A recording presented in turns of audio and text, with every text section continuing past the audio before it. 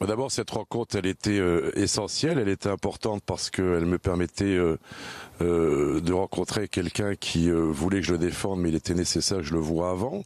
Il était nécessaire qu'on détermine un système de défense et je voulais savoir ce qu'il avait à dire, ou plutôt si il avait l'intention de participer à cette instruction qui allait s'ouvrir en France, ou sinon plutôt de se murer dans le silence. Il m'a expliqué qu'il avait envie de participer à cette instruction, qu'il avait des choses à dire, qu'il voulait expliquer son parcours de radicalisation, qu'il voulait expliquer sa participation aux faits et la sienne, et pas forcément lui faire porter un chapeau qui n'est pas le sien. C'est-à-dire que il sera jugé, vous le savez, pour les faits et gestes qu'il a commis, mais pas pour ceux qu'il n'a pas commis simplement parce qu'il serait le seul survivant des attentats.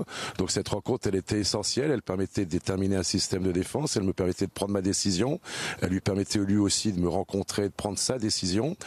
Et voilà, j'ai rencontré un garçon qui est assez effondré, qui veut dire les choses, et je crois que c'est important parce que la justice a besoin de savoir, les familles de victimes ont besoin de savoir, et c'est la démarche qui est la sienne en tout état de cause. C'est ce qui est ressorti de notre entretien de plus de 2 heures qui s'est déroulé en présence de Sven Marie, son avocat belge. Alors, Maître Berton, comment ça s'est passé? Comment on devient l'avocat de Salah Abdeslam, et surtout, est-ce que vous avez hésité à le défendre?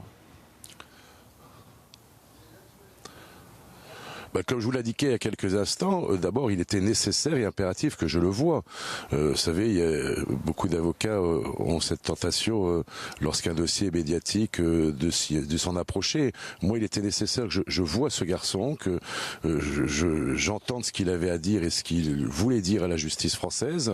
Alors combien on devient l'avocat d'Abdeslam, c'est pas ça là, c'est pas le sujet.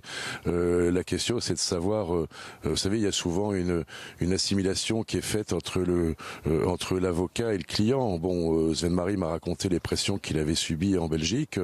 Je m'attends aussi à un certain nombre de pressions, même si beaucoup de confrères, beaucoup de personnes me disent que il appartient à la profession que j'exerce de défendre Salah Abdeslam. Il doit bénéficier d'un procès équitable.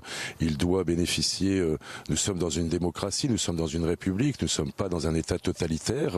Il a le droit d'être défendu. Il a choisi ses avocats et nous veillerons à ce qu'il bénéficier de ce procès équitable, c'est pour le bien de tout le monde. Justement, Franck Berton, est-ce qu'on en sait un peu plus sur la date du transfèrement en France de Salah Abdeslam?